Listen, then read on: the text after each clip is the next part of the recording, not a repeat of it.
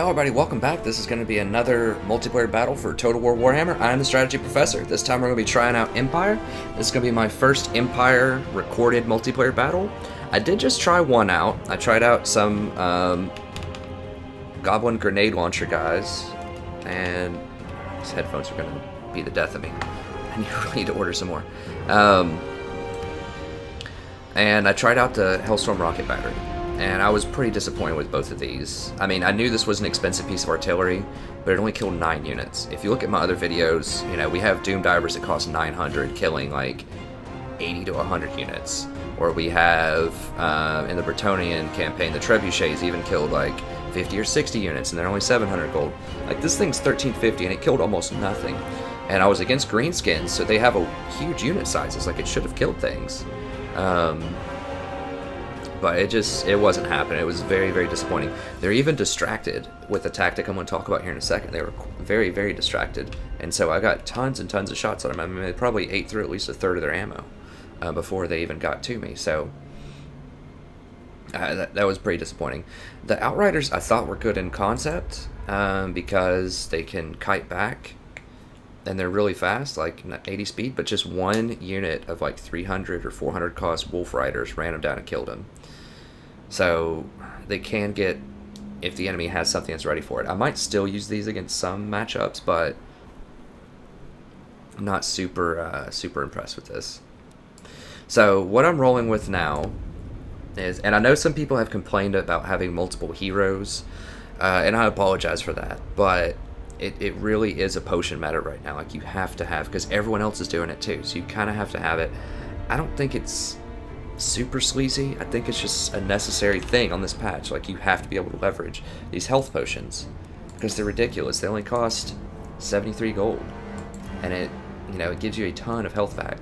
So I think that if you're trying to win, if you're trying to be viable, that you have to do this on this patch. I do like it much better than Lord Sniping. I mean, I think having potions is cooler than, potentially having something like, 3 vampires run up and all use Spirit Leech on you and kill your Lord instantly, something like that. So I think it's a pretty cool answer to the Lord Sniping.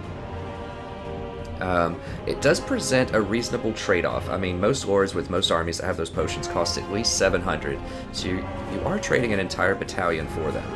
And there is counterplay to them. If you put poison on them, you could put your lord on them, anything with heavy armor piercing, if they're on a mount, anything that gets bonus versus large. There are still lots of counters to this, so I don't think it's too overpowered. I'm just starting with it as my base because I think it's really strong, and I think it's interesting, especially if you put them on flying mounts, because now you can use these guys. So what I have with them is I got the flying mount Pegasus for each one. It's only 350 for a flying mount, which is not bad. They're very fast. They have 110 speed, so you can use these as your cavalry and reposition very easily. Well, not super easily, because they love to dive like right into the middle of the entire pack, so it's very dangerous to do this strategy too. Because I don't know why they don't just stay on the outside, but they just love getting right into the middle, and then they can't walk out. So it's a huge problem, and I don't know why they have to have so much like takeoff space, like an airstrip, to get back up. You would think the Pegasus would just be able to, just fly straight up. But anyways, it is dangerous.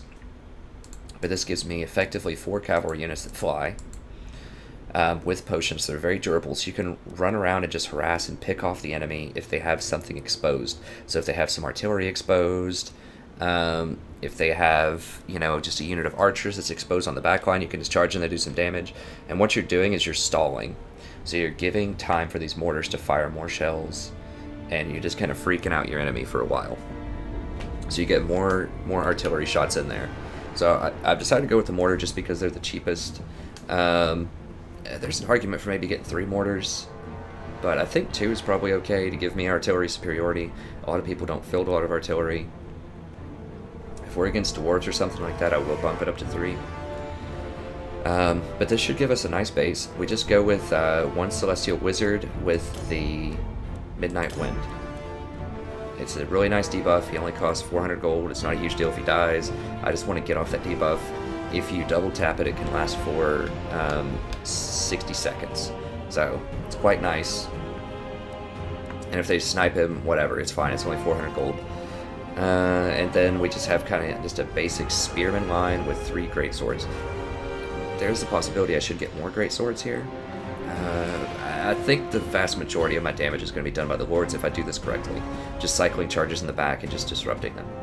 I just want a little bit of crossbowmen just to counter any missile infantry that they have, just to get, once again, it fits with our theme of just messing with them and just trying to break up the fight.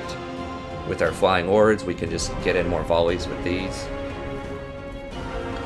But it is entirely possible that I should just go down to 1 crossbowman and get more great swords. We'll see. That's just sort of what I'm thinking. So let's go ahead and get in there.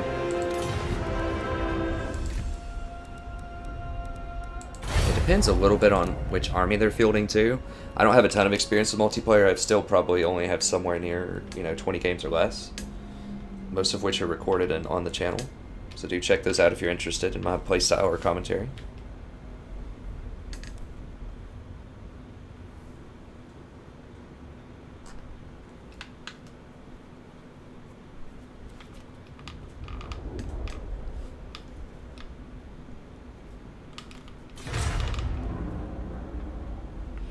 Okay.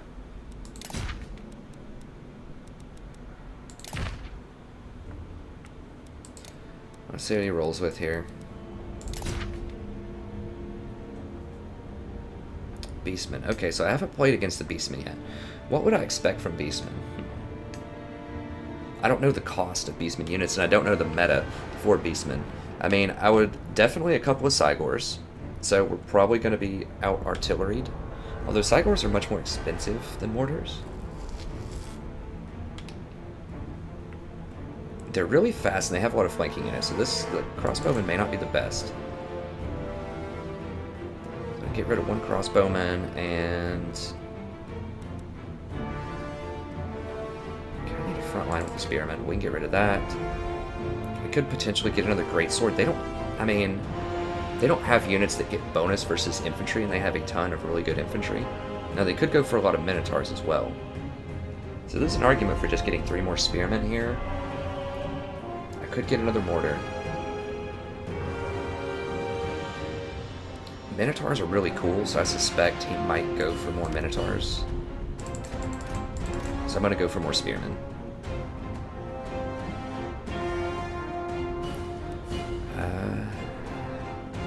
Yeah, I think that's pretty good. There is an argument for going more greatswords, but I think he's going to go infantry, but I would suspect he's going to go for at least 2 or 3 Minotaurs because they're really cool. And a Gorbel, which is going to count as large, I believe. So, yeah, I like this build. Like I said, there's a possibility I could go for great swords if I think he's going to go for lots of, like, Ungor or Best Gore Herd or something like that. Let's go ahead and get an upgrade in here, too. Why not? Spend all of our extra cash there. It's fine. But Spearmen, in my experience at the Beastmen campaign, are very good against Beastmen because you want to be using Minotaurs, and if you put your Lord on the Chariot, it gets a bonus versus that. If they have a Giant, it gets a bonus versus that. I think it's pretty good. He might go for the Ungor Archers. They're not really that good. I don't know how much they cost, but their range is very low, so I doubt it. He could go for multiple Cygors, though, which would give him artillery superiority. Cygors are quite good, but I think they are expensive as well.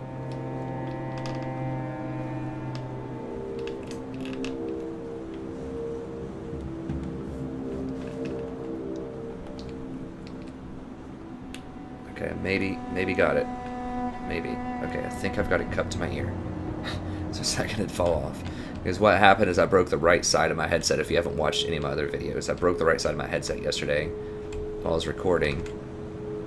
And now, like, one of my things just kind of dangles. And it just sounds like I'm deaf in one ear. Okay. That's kind of lame. It's like a $40 headset, too. I just need to be more careful how I'm handling it. It's so heavy that I wasn't paying attention to how I was handling it and I broke it. So it's not defective. It's not a defective brand. I think it's a good brand. I'm just an idiot for how I was handling it. Okay, we'll put the spears in a different group this time. Just in, well, whatever. We'll put them all in the same group. And then I can just micro them separately. I don't want to mess up my hotkeys. What do you bid? Okay, so this is a pretty close map. What I want to do is spread out my mortars. I don't want to give up this hill bonus either, although that's not much of a hill. Spread out the mortars. Get these from behind. Missiles at the ready. Ready for war! Because ideally, I want to fire at his infantry with my mortars By Sigmar, obey! and not have him fire at my infantry. So I want him to fire at my mortars. How close are they? That's not close enough to hit. I need to move up a little bit. I want him to fire at my mortars with his Cygors if he has them, and I want to fire at his infantry. But I don't want to present my infantry close enough to where he can fire at them. Mortar! We are ready! So I want to hold him just a little bit back The here, Empire endure! Reynolds aim, we're ready. By the Emperor's will! and then with this battalion, we'll just fly over there and just kind of see what's going on. Heldenhammer! Alcador up here. Mortar!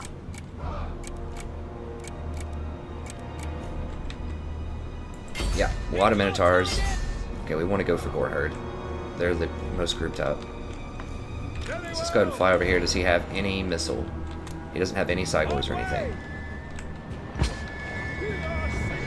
So he's going to have to come to us. What else does he have? Vestigor. Okay, so we want our great swords on this side and our Minotaurs on... Okay, that's perfect. Our spears on this side.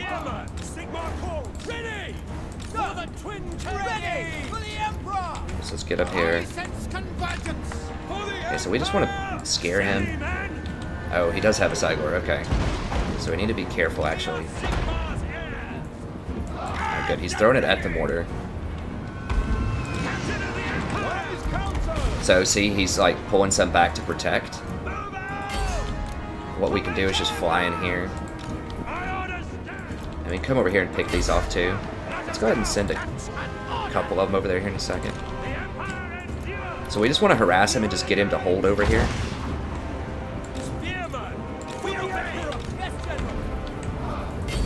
We serve the Emperor. Yes, General. Taking position. Ready for war! Moving! Ready for war. General! Alright, so fly out. Ready! These guys are kind of frozen over here. Let's get in there, get some shots in. Sigmar calls. To it!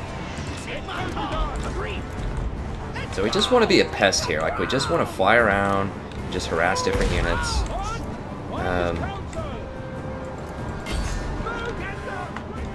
What do we have over here going on? Okay, he's just hanging out with his Minotaurs. So I'm getting some good hits in over here. Let's go ahead and get out of there. Actually, what is this? Is this Bray Shaman? Let's go ahead and get in there and deal some damage to that. Use our health potion here. Let us go. Use these mortars. Let's go ahead and hit this empty group here. So he's like freaked out. He can't micro this correctly. We're getting in here. We're getting this Bray Shaman.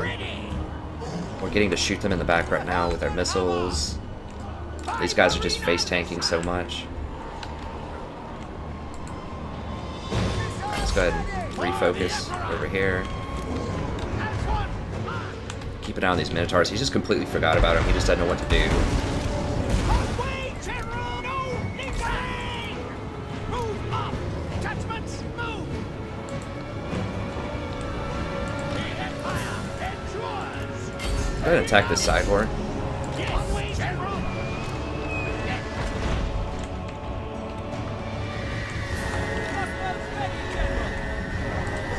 Alright, so we got his, On my command! back up, back up, back up. Victory will be ours! Where is council? Move up! Oh, I need this guy to get out of here. I am ready to man! So you see just how disruptive this is? For the Warhammer. Yeah, he's sending his Minotaurs back. Let's go ahead and get some shots in on him. For Heldenhammer! Now take position! The Emperor! So we're dealing a lot of damage to this Cygor here. Sir. On my command. Let's go over here to mess with this guy. I'm gonna fly out of here. I thought his ward was gonna come in there.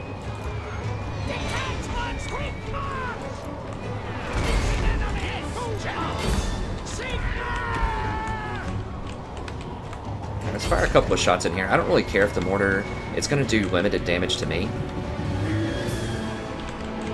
Listen up! Missiles at the ready! For the Emperor! We are Sigmar's heirs! Heading out for the Emperor! For the Emperor! I speak, you act! As one mark! Elric's wrath! So we got this guy. Let's get out of here. I speak, you act. Detachments move. Ready. Alright. So this kind of strategy requires a decent amount of micromanagement, but Arena, listen. I think it's entirely plausible. For Heldenhammer! For Frank! Sigma calls!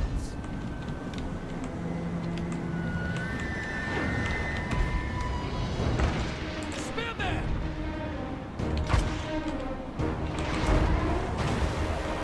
Listen up. Get a charge into his sideboard here while he's not looking. Hopefully. While he's not looking, we'll see. Agreed! See to it! Alright, so now he's just decided, whatever, I'm going to charge in. But you see how much time I've bought with this strategy. Back up. Captain of the Empire. I'm ready the men! Sir! At your service! Ready for Let's go ahead and fall back here. Ready! Yes, Sigma calls! Sir! Ready. Sir. Yes, sir. Form up some nice lines here. Sigma calls!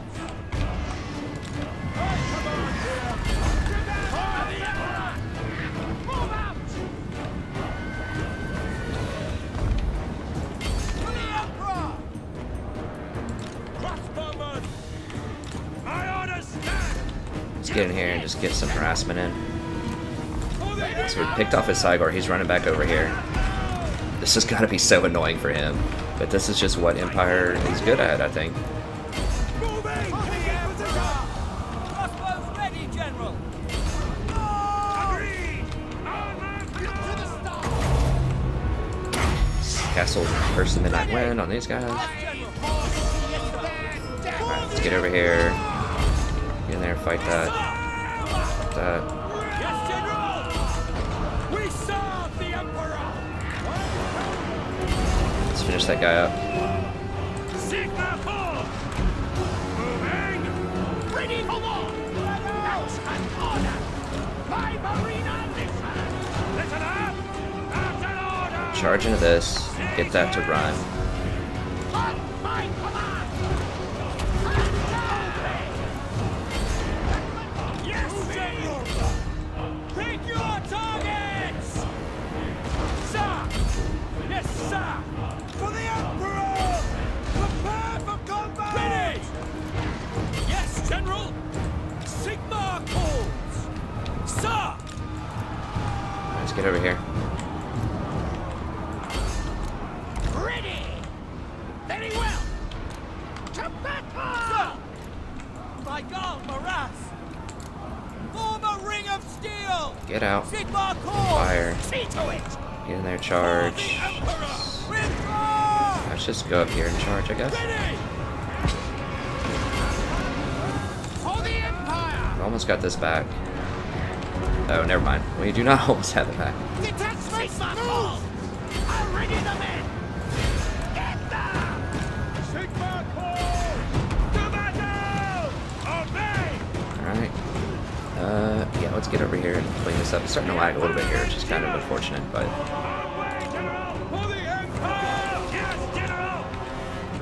yeah, so Minotaurs are completely surrounded by spears. Empire endures! I think that's fine. Mortar! Okay, we couldn't hold on that. They're firing like right here, which is cool, I guess. Whatever. But I'm Arena. Listen. Now. Sigma calls! so we're gonna wrap around. Sir! So you see, just all this micromanagement makes it really difficult for the enemy player to deal with this many flying units that are this resilient, especially combined with artillery superiority and missile units. So this can be beaten. I mean, this is not like an exploitative, unbeatable strategy. I just got beaten by greenskins right before I filmed this one. I'm not going to put that one up because I was kind of learning and I was trying out some new units like the Hellstorm Rocket Battery and the Outriders. I do put up losses sometimes, but you know, only if it's a good quality game, and I pretty much got stomped. And so how he defended it was, well, he just had like a ton of different units that could actually fight in combat. And then he used his boars to come up on me and run down my crossbowmen. See, he didn't have, if he had Centigores or something like that to run up and deal with the crossbowmen, that would have been better. I think more Cygors would have been good from him. And if he protected the Cygors and actually aimed at my units, like my battalions. But I did a pretty good job of protecting them. The only thing he could really shoot at was the crossbowmen, which are pretty cheap. So you notice I kept most of my stuff, especially the great swords, kind of in the back, so he couldn't shoot at those with the Cygors. Yeah, he just invested too many in Minotaurs. I mean, the problem is with Beastmen, and this is tough on the campaign too, is that the people that you go against, the Bretonnians and the Empire and stuff like that, if you pick the northern start position, which is, I still think, the better start position, then you're going to run into a ton of spears. And spears are very good against Minotaurs, and Minotaurs are some of your best units that you can get. So they are really good. You definitely want to get some Minotaurs, but the problem is spears, and they're very cheap. So you saw that I just had, I mean, I don't know how much these cost in multiplayer, but I had numerous spears. These only cost 300 gold each. And I don't know if one spear can straight up take a Minotaur one-on-one, but I think certainly two spears could. And I bet the Minotaurs cost more than 600 gold. So it's very inefficient to run Minotaurs into spears. They might even cost 3 battalions worth. Now what you're getting in exchange for that, when you buy Minotaurs, you're getting movement speed and you're getting a really great shock value on the charge. So you have to flank around and try to get around their spears. But the problem is I just had so many.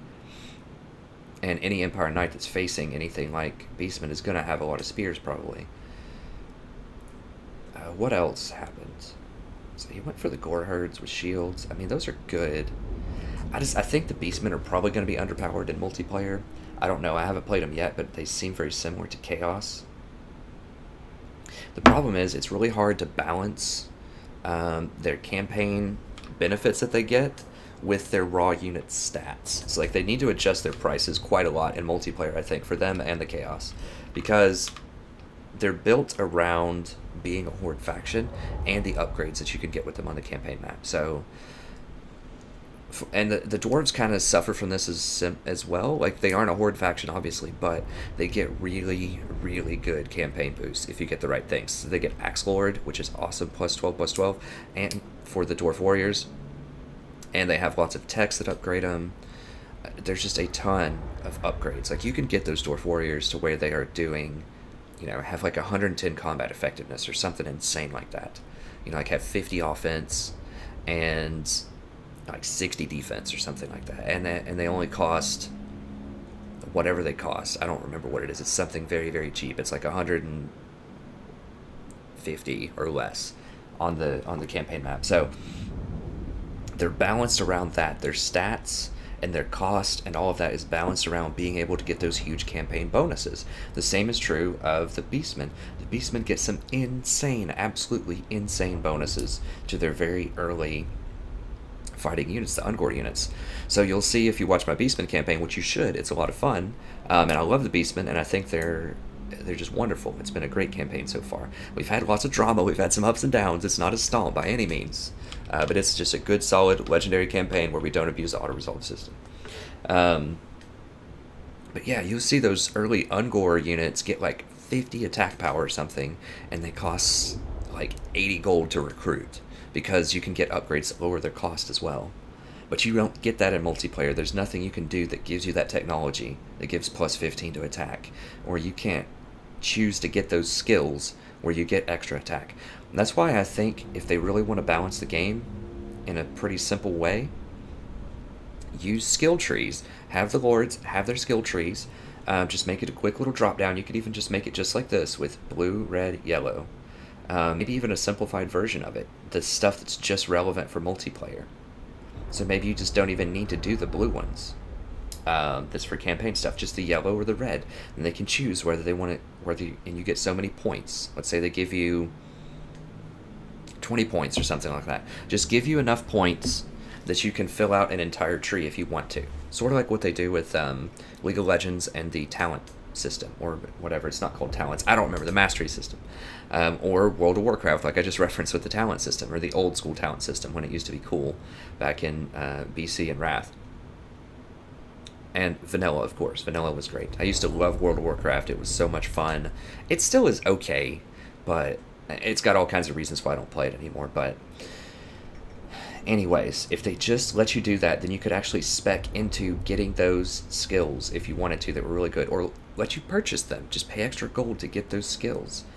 Because right now it's just too hard to balance them. And it's the same reason why it's really difficult to balance around Chaos, because Chaos is balanced around a lot of their technologies and a lot of their skills as well. So are the Dwarves. It's the factions that don't have particularly powerful skill trees that end up being the strongest factions in multiplayer, because their units by themselves are going to be stronger because they're balanced around not having those skills. So for instance, Empire, their red tree, the second half of the red tree is garbage. It's not good at all.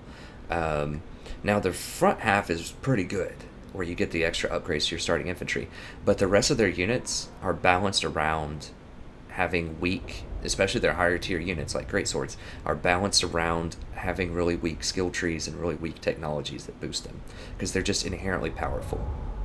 The Beastmen don't have that. It's very similar with the greenskins. They have terrible techs, like they have one of the worst tech trees in the game. It's okay. It's okay, but it's really not that good compared to something like a dwarf tech tree or the Beastman tech tree. And their second half is okay. It's not the greatest in the world in their skill tree, but they have a lot of versatility, and their units are just inherently powerful to compensate for that lack.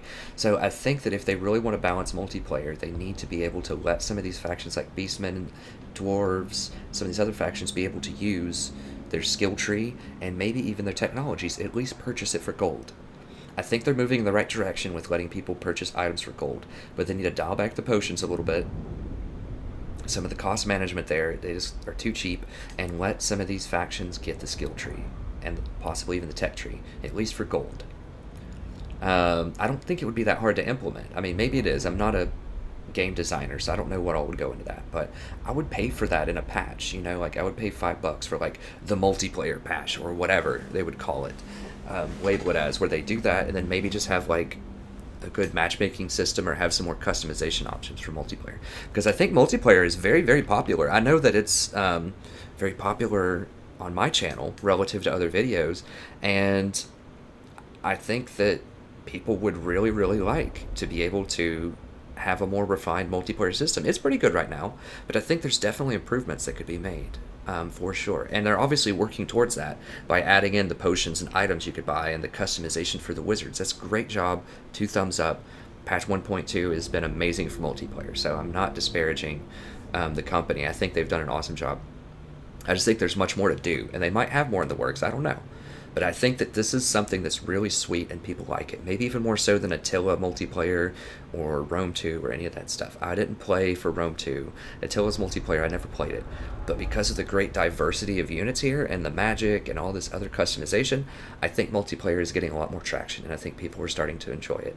So, anyways, that's my thoughts. I think Empire is very powerful. They have been powerful since the release of the game. They're very versatile. They're very similar to Greenskins. And they have a lot of versatility. I don't think they have quite as much versatility as the Greenskins, but I think they have a little bit more raw power. So these great swords are just tremendous. And the fact that you can get flying mounted lords with dual potions for, whatever this costs, like 1,000 gold, extremely powerful. You can see they got most of the kills just with all that harassment I was doing. And this guy just didn't have the micromanagement to keep up with it. Also, look at these mortars. They got 50 kills. each, and in my mind, that's worth it for 750 gold, 50 kills. I mean, these Minotaurs, I don't know what they cost, but it's probably at least 1,000. It might be 900, 800, something like that. But either way, these things are almost certainly cheaper, and they got way more kills. You know, they're cheaper than most of these units. It's really, really good with this composition, I feel like, where you have the harassment plus the mortars. It puts them on a clock, so they're just constantly freaking out because there's mortars coming in their face. They have flying things just constantly, like, buzzing all around them, just harassing their units, so they can't really leave any artillery or other things exposed. They don't have good ground to air. Like, their Ungor archer units are not really that great. I still get a lot of them in the campaign because they're really cost effective and you need some kind of archer unit, but I wouldn't get them in multiplayer probably. So they basically, the Beastmen suffer from the same problems that Chaos do. They don't have good ground to air, so air units can just harass them with impunity. They have good monster units, but spears are very popular. And their units just aren't balanced very well for multiplayer, unfortunately. I will try out some Beastmen fights and see if I can get one that'll work if you're interested in using the Beastmen for multiplayer. I'll definitely try them out. I want to get multiplayer going for every single faction, at least a little bit. But let me know in the comments, what do you think of this build for Empire? What do you think of you know, having these Lords of Potions? Do you think it's too sleazy, cheesy? Do you think it's okay given the current meta? Do you think it's an interesting strategy to go for these fights? I'm telling you, it's not a steamroll win though. Like, it does have counters. You can work around it, but it requires good micromanagement and good planning. It's just expecting that this might happen to you and just, you know, using something that is good against Lords, good against neutralizing them. Ground to air missile units are very good, especially if you back them up with other things, but you also have to have the artillery because the mortars are going to be raining on you. So overall, I think it's pretty good. I think it's a fun build. It requires a lot of decent micromanagement to pull off, so I enjoy it. I think it's good fun. But let me know in the comments what you think about it. And that's gonna be it for this video. Thank you very much. I appreciate your viewership. If you enjoyed this, watch the other multiplayer battles. I'm trying to release more of them every single day to keep it interesting, keep it fresh for you. I know that the battles are some of the favorite things that people watch in multiplayer or in Total War Warhammer, so these are just real quick, easy battles. This one's gonna be a bit longer because it's the first video that I've done for Empire. So I explained a lot of stuff in the beginning. I explained a lot at the end. Also, the Beastmen are pretty new. People aren't sure about them, so I wanted to just offer some thoughts on that. Offer some thoughts on potential balancing that CA could do here. But overall, it was pretty good. If you enjoyed this and you like the multiplayer, check out the campaigns as well. We have legendary campaigns going for everything except for Chaos. They're all a lot of fun. They're competitive. Lots of ups, lots of downs. I don't abuse the auto-resolve system. I don't assassinate Lords on the campaign map. I deliberately get into very difficult fights just for a good challenge and just for a good show for you to watch. So I don't sit there and play super cautious, you know, and wait an extra 5 turns until I get all of these reinforcements built up. Sometimes I just charge right in, even though I know it's going to be a tough fight. I just want that because I'm very aware of the viewership, and I know it's exciting and fun. I just think about what would I like to see, you know, if I were watching this channel, or what do I like to see when I watch other streams for Total War Warhammer, and this is what I want. I don't want auto-resolve abuse, I don't want Lord assassination, and I want really tough, good, fun fights. So that's what I try to provide for you. We also have League of Legends content. Do check that out. It's interesting. If you've never played League, or maybe you got turned off from it before, or you thought it was just not your style of game, do check it out. I play support every single game, and I'm trying to get up to Diamond by only playing support. So I think that if you're into strategy games, if you're into good strategic thinking, good critical thinking, I think my approach to the game might be interesting for you. So do check it out, at least from a viewership perspective. Even if you don't like to play League, I think it's interesting to view from a strategic perspective. Just playing support every single game, showing how you can win, even if you don't get all the kills every game or all the money every game. And I just recently had one of my dedicated Total War viewers just commented on, I think, my Tom Kinch number 29 game. He just said, hey, you know, I never really liked League that much. I never thought I'd be interested in watching it, but I watched this, and it's actually pretty interesting, so I think I'll watch more. So you never know. You might actually enjoy it, so do check those out. I know there's not a ton of views for League of Legends, but I do have a small dedicated fan base for League, and I'm trying to grow it every day. I like League, I like playing League, so I usually release at least one video a day for League in addition to the Total War. So do check that out, it's interesting and fun. And if you watch a bunch of different videos and you enjoy it, consider liking, subscribing, telling your friends, commenting, just watching more videos. Anything you can do to interact with the videos, I greatly appreciate, because I'm still a small channel. I'm trying to grow, and I think a lot of people would like the content that I have here, my approach to the game, just the in-depth analysis that I offer with a pretty decent level of play. But they just won't be able to find me yet that easily because I'm still very new, and there's, you know, other channels that have hundreds of thousands of subscribers, and I just cracked 100, and I'm really excited about it, so thank you very much. I really appreciate it. But it really means a ton to me, much more, I think, than it does to those larger ones. Of course, they appreciate your views as well. They obviously do. That's why they have huge channels, because they, you know, respect their fans and really do well with the fans, right? But I really appreciate it because I'm so small. Because one extra subscriber out of 100,000 is not going to make a huge difference. But one extra subscriber out of 100, that's a really big deal. So anything you can do, even if it's just watch more videos, is just super awesome. I greatly appreciate it. And so do the people who find the video because of your interactions with it. They really appreciate it too. So, thank you very much. That's going to be it for this episode. I hope you had a great time. I certainly had a wonderful time broadcasting for you. Stay tuned. I'm going to do much more multiplayer. Let me know what you think of this current build and strategy. And I'll see you next time. Have a wonderful evening.